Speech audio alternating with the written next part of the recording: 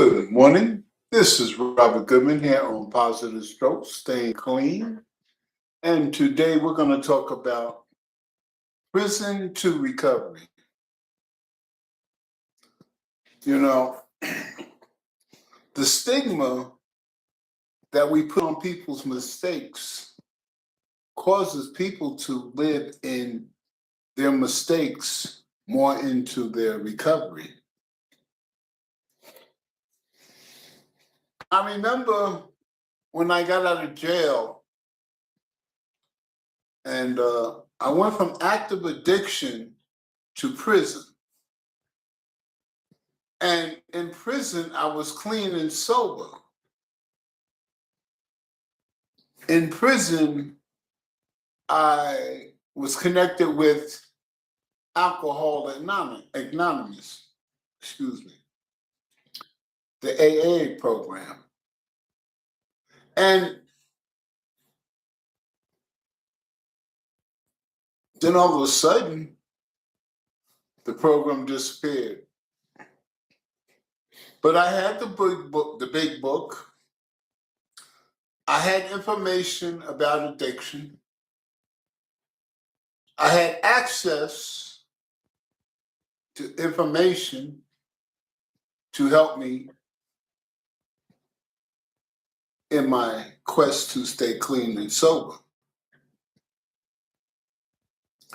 I absorbed all this information,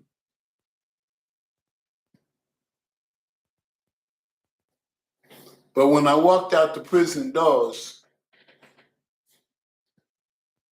after serving my sentence,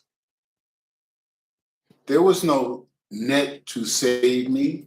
There was very few options I had leaving prison.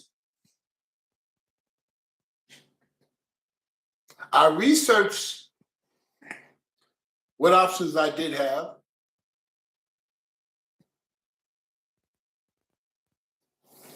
And one of the options opened up.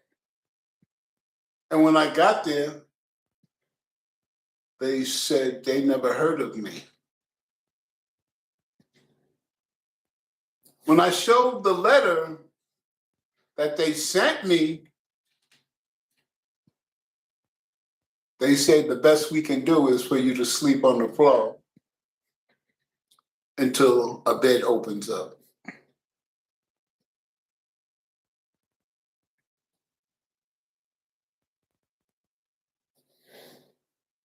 I had no other support system whatsoever. Without hesitation, I accepted. So after about, I think, 3 nights, I finally got a bed. And the blessing was that the bed I got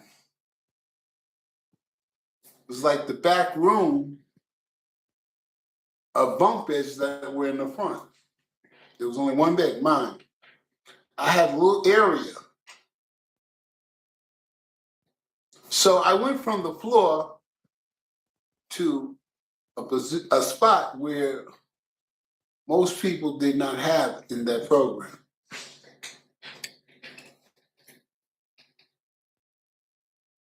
I understood where I was at in my life. I understood the options that I had, which were very few. And I also understood that I was 50 plus.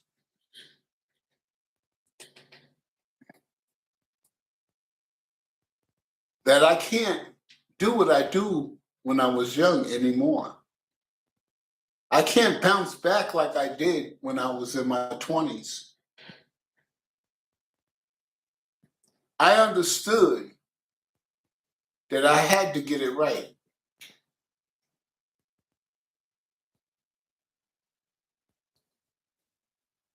Me being in recovery now and looking back at that situation is that if there was a bridge between prison and a person living life on life's terms,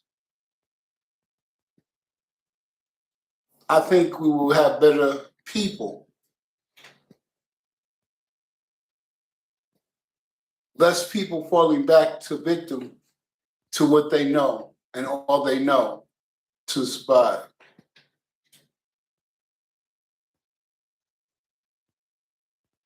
I believe that instead of discarding people, we should help and invest in people to be better, to help them find their way so they can live their best lives, enjoy the fruits of their labor.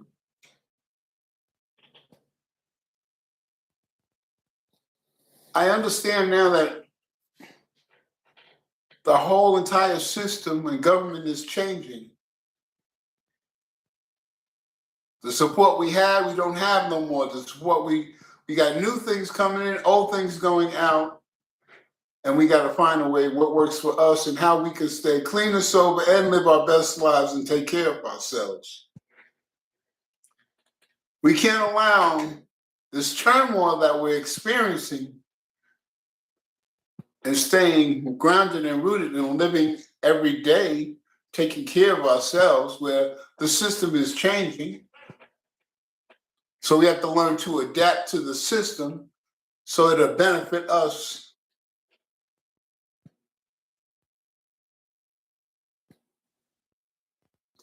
The lack of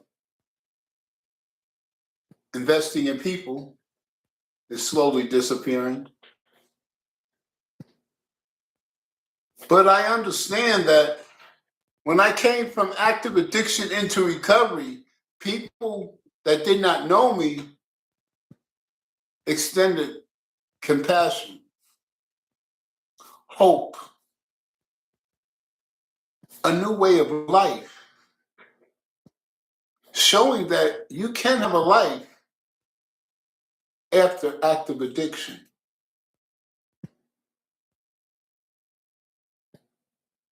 Where you can have a life better than going to prison. That you don't have to fast track your life to get the things that you want, that you will pay in the end if you get caught and destroy your future.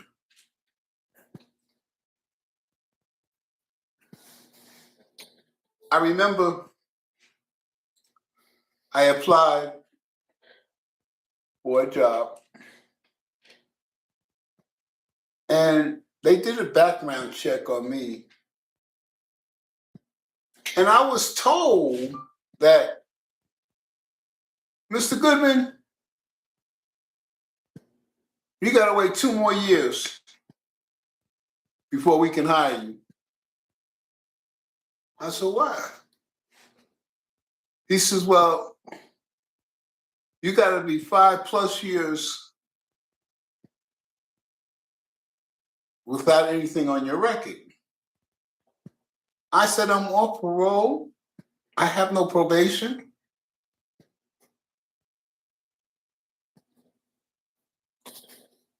This is the job that I was working at.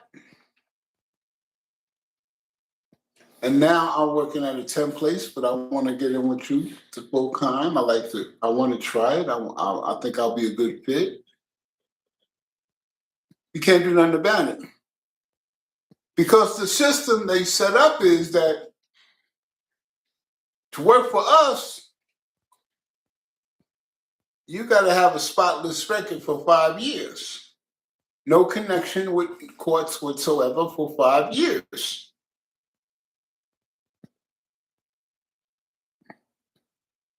Stigma, label.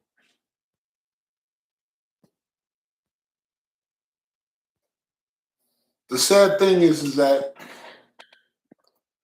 we destroy people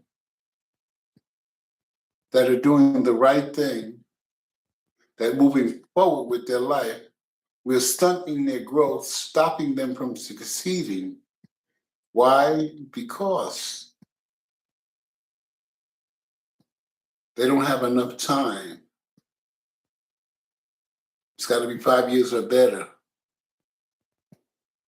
before they can come work for us. How many jobs have people left prison and asked for, give me a chance? You know, when a person comes from prison, they know they've been knocked all the way down. All that they had is gone in most cases. Their relationship with people they love is tarnished, sometimes broken where non-existent.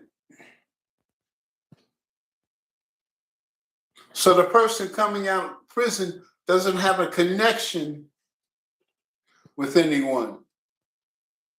All he has is a connection of his past. And since he doesn't have no one there standing there, extending an olive branch, then they start to think back to their past and glorify things that happened in their past, which caused them to want to repeat the same behavior, expecting different results.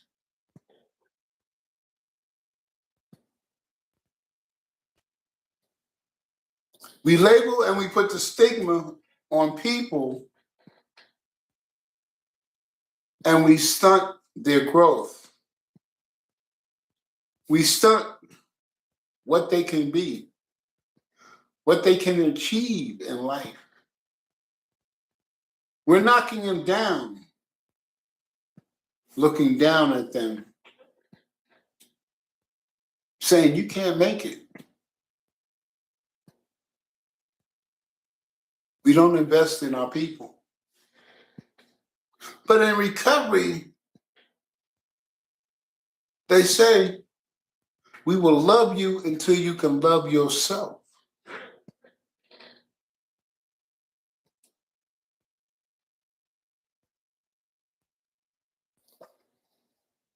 Because they have the compassion,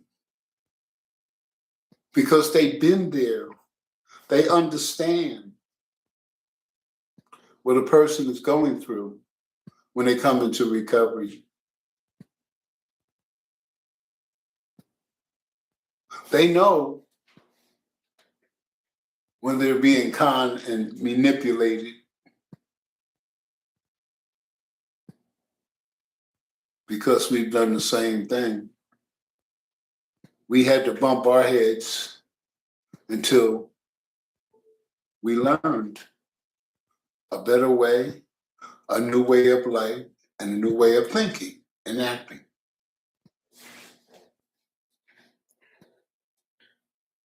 Now I want to just take that and go a little step further. If we allow our past mistakes, our past choices, our past pains, our past hurts, the things that people have done to us that harmed us, that we would not let go, that we look at them with disgust, is a form that is affecting a person's development, because it's allowing you to be stuck in that same mode, in that same situation that happened so many years ago.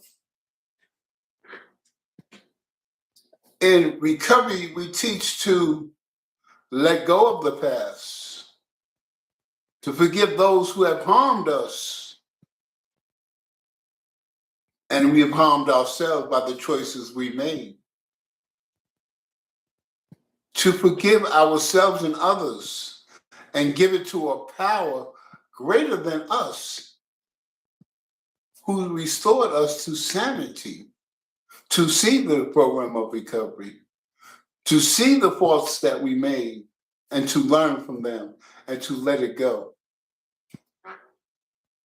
And when we let it go, when I let mine go, I think I cried for like 30 minutes straight. And then when it was all over and said and done, it was like 1,000 pounds had been lifted off of me. That I wasn't carrying this pain anymore, this animosity, this hurt.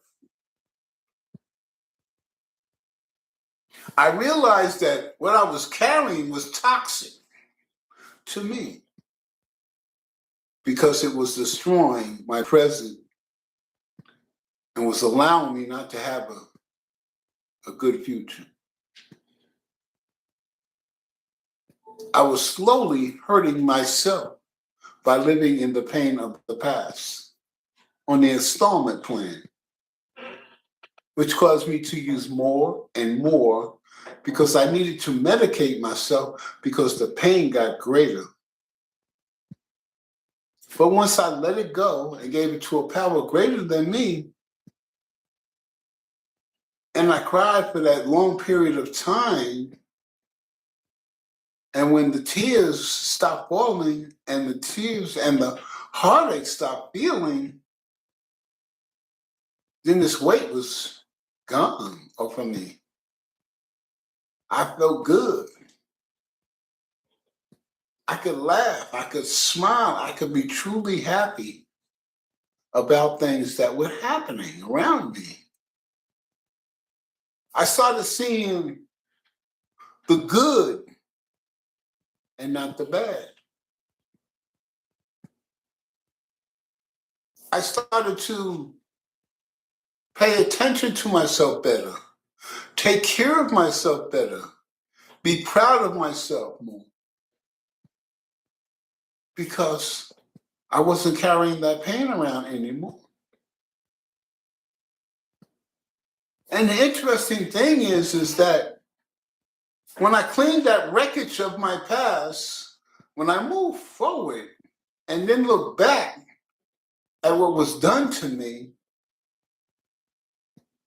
I looked at in their eyes, not mine. And I understood. I understood that the pain and the hurt made me think that I contribute something to the act that happened.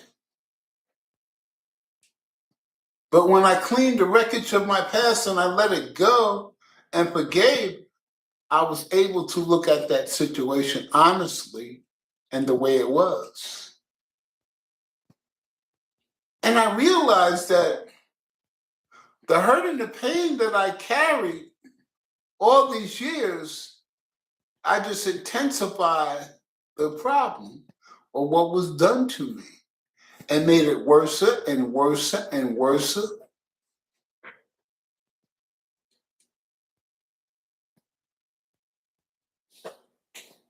But when I let it go, my life got better. You know,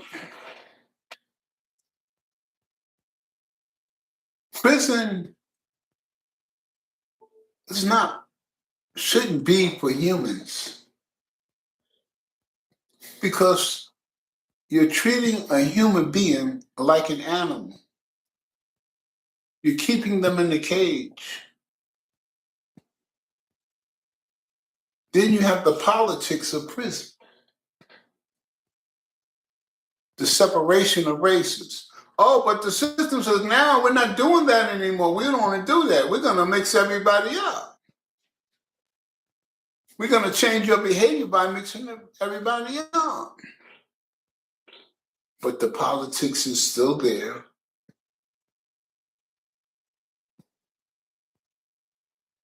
And the business of prison is still active.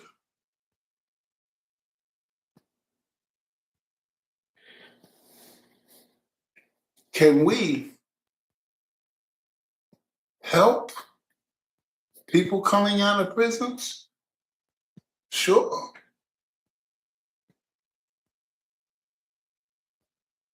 If you have a business,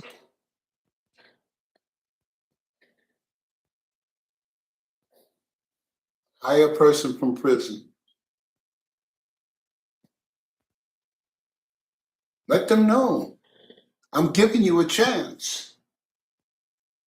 If you break any of these within the 90 days, we're gonna just terminate. We're not gonna play with you, but we're gonna give you a shot. It's up to you to make sure you make it.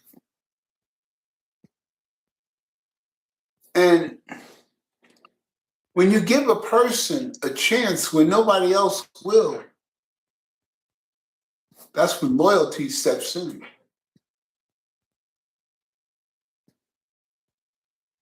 When a person comes out of prison, he's broken. He's lost everything. He's starting from bottom. Well, some may have to go home to their families and everything, but then people are still looking at him as jailbird.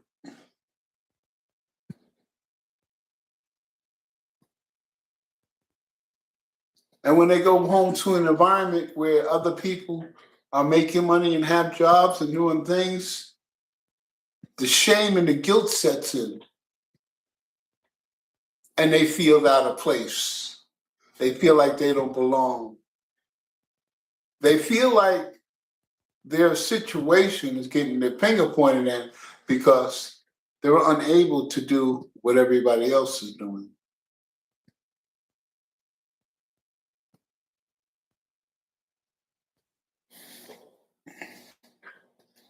I believe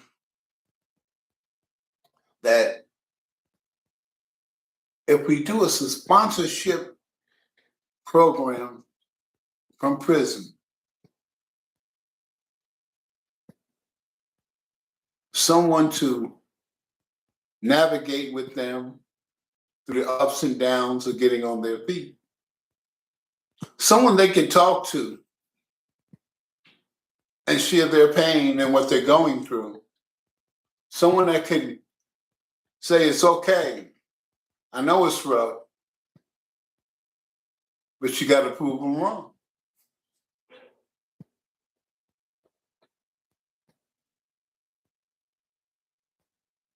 Even though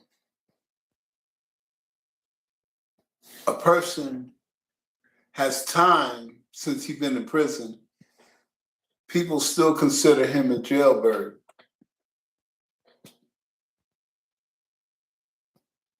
Because of what happened to him in his past. The sad thing is that why do we judge people for their mistakes when we should judge them for their accomplishments, the things that they achieved, the things that they are capable of doing, that makes them set out to be among others. But instead, we want to focus on their mistakes.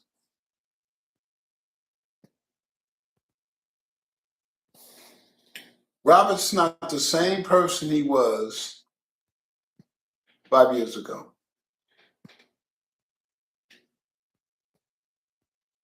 I'm changing because I'm willing to listen. I'm willing to learn. I'm understanding that if I don't pay attention to myself, then I will believe that I'm doing the right thing with the mistakes that I'm making. But if I pay attention to my actions, then I'm not justifying wrong choices. I'm not trying to be right. I'm just trying to do the right thing. There's a difference.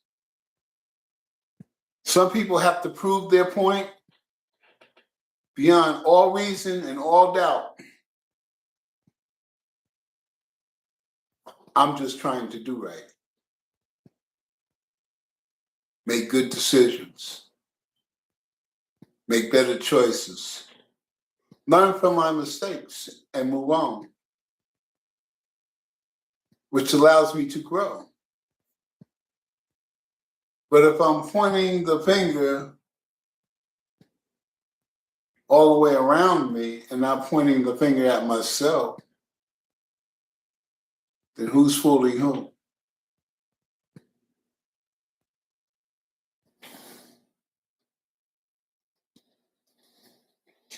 When I started the recovery journey, I learned a lot of information about recovery, but that didn't stop me from using.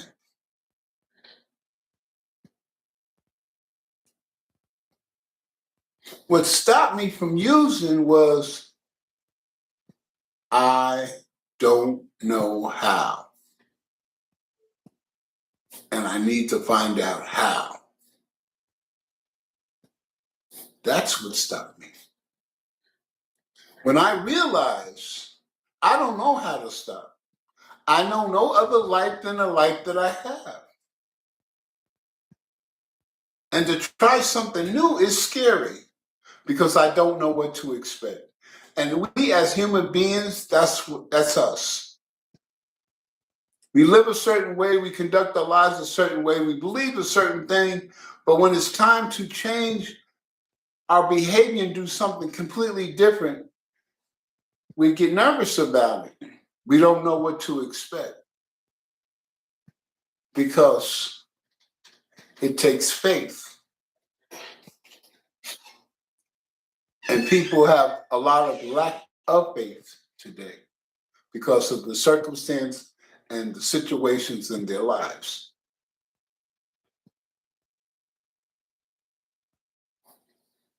So the point I'm trying to make is today is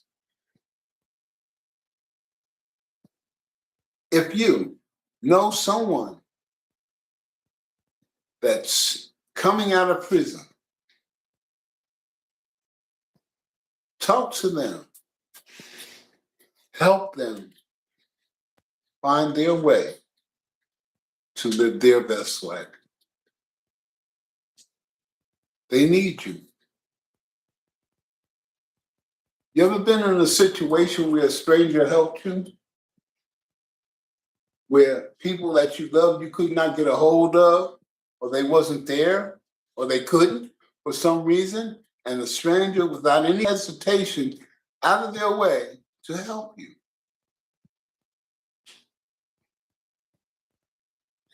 And you was truly blessed.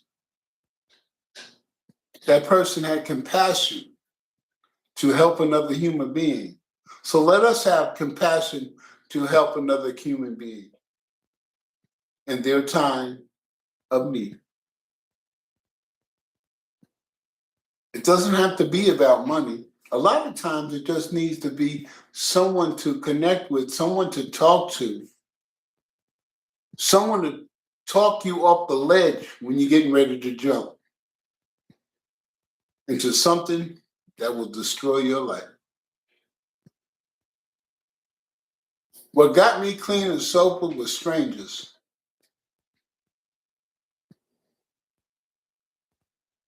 Love me until I can love myself.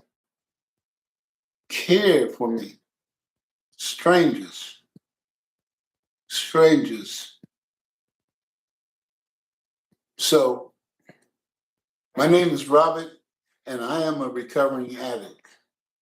And just like a stranger helped me, I'm willing to help you. Be a part of my recovery family.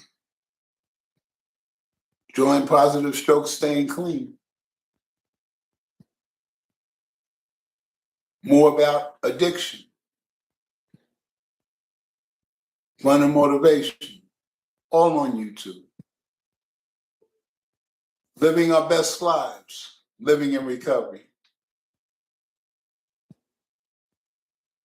on Facebook.